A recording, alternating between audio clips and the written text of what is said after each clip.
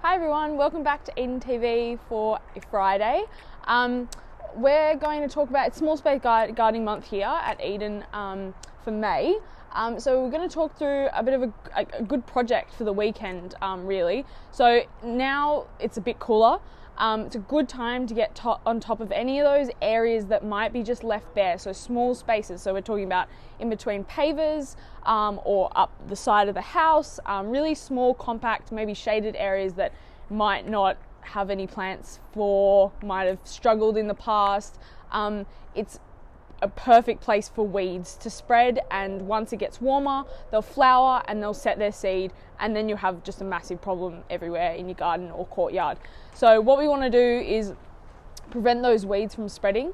So getting some nice small ground covers or tufting plants to cover up that ground space will pretty much prevent any weeds from showing up. They won't have any space to grow. So yeah, really good thing to do right now while it's a bit cooler. Get them established and they'll be ready and looking really great for spring and summer. So I'm going to show you some really compact, tough plants that can handle probably not great soil that's going to be in those small spaces. So it's probably going to be a bit compacted, so really hard to dig through, or quite sandy.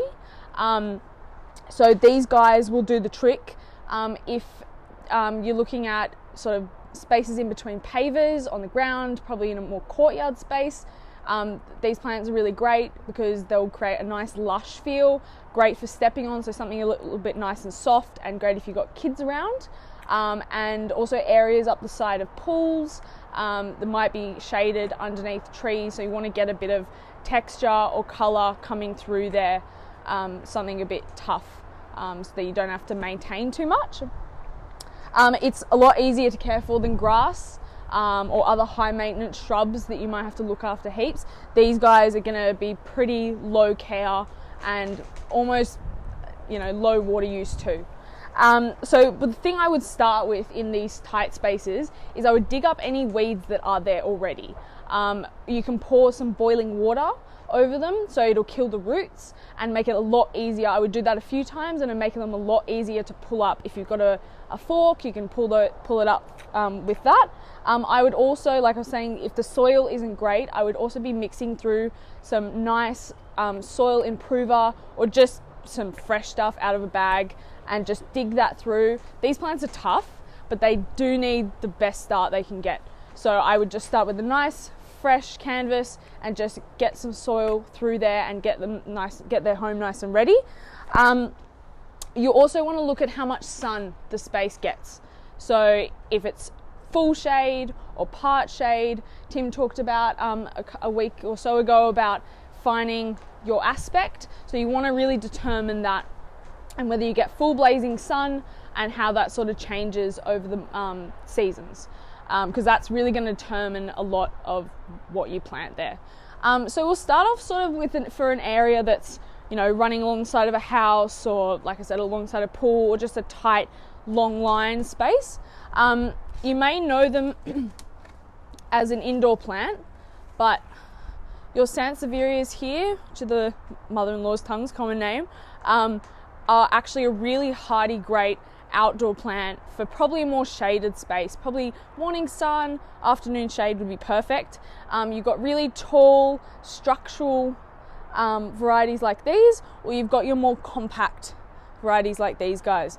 So whatever height you've got, can allow, these guys are really good and tough, low water use. You don't really need to do anything. If you can't fit this whole clump in one area, I would just cut the pot open and break them up, and you can actually plant them in small clumps. So it spreads them right out and they'll do really, really nicely. They're a little bit slower growing, but once it starts to warm up a bit, they'll really take off. One of my favorites is our Dianella. So this is a really nice, lush, grassy shrub. It is our native. It's an Australian native, and it's actually a bush tucker plant. So they will send up spikes of berries that are actually edible.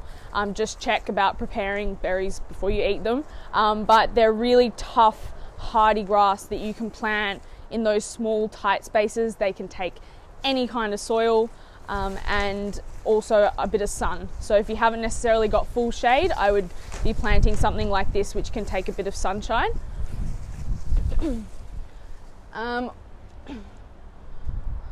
Another hardy alternative is our society garlic. So it's a really strong garlic, kind of like chives. It's in the same family as your chives that you would use in your cooking, but it has a really beautiful purple flower coming up. It pretty much just floats above the foliage, so really beautiful colour. And another tough one, again, I would probably put this in about half a day sun, but they don't need a lot, and they'll just clump up further and become nice and bushy. Now, a classic agapanthus that you might be used to seeing has taken a bit of a change. Because people don't have a lot of space for your normal large agapanthus, these guys are the little dwarf hybrids. So this is called Baby Pete, and it sends out a really lovely purpley blue flower, which is a little bit smaller, but the leaves are a lot smaller, a lot more manageable than your normal agapanthus. So I'd really recommend this guy for a border. Really tough, and they can take pretty much any situation you have: shade, half a day sun, or full sun. The liriope, this guy's not in flower yet, but liriope come in all different colors: white, purple, blue. They send up a nice spike of flowers, really lovely, really clumping, very modern grass. You might have seen them used in quite modern courtyards by a lot of landscapers now, because they're just so tough, and they can take more sun as well, but to deep shade as well. So pretty much really versatile little plant with a bit of colour too.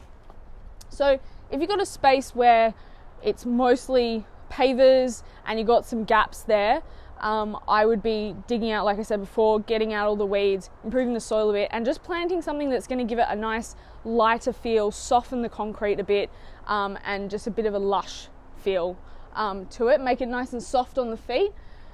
The first guy that I would highly recommend, one of my favourites, it's growing in my garden like crazy. It just spreads almost like a weed, but it's not. It's our native viola. Is a really lovely, the leaves are like a lily pad, and you've got the nice purple and white flowers. These guys flower for pretty much the whole year. They are incredible and so tough. When they get a bit dry, they'll droop a little bit, and just, you don't really have to do anything. I just let nature take care of it once they're established. So really great spreader. You can see this is quite a big pot, so you're probably thinking, how do I plant that in a space that's probably about this deep and this wide? I would be taking it out and just cutting it with some good scissors in half pretty much from the roots up, and then just pulling it slightly and just planting it in little clumps, kind of like I talked about with the sansevierias, just planting it in small clumps, because these guys are tough. They're going to be able to establish and send and spread out, so you don't need to worry about if it's a big pot. You just get more value for money, really. Now, you would have used thyme in cooking, but thyme as a creeping herb is really great for in those small spaces. So it's tough, super drought tolerant, and can be planted, and it'll just spread kind of like the viola. It'll just spread as much as you want it. Just give it a little bit of a trim every now and again to keep it nice and neat, but can take full sun to full shade pretty much. And they get nice little flowers. This one's a pink variety, but there's white and there's blue, so really lovely bit of colour too. So similar to our violas is the dichondra. So you can see got really nice lily pad shaped leaves, so slightly smaller, but this guy's another top one to plant in between pavers. It gives it a really nice lush look, and like I said, softens the concrete.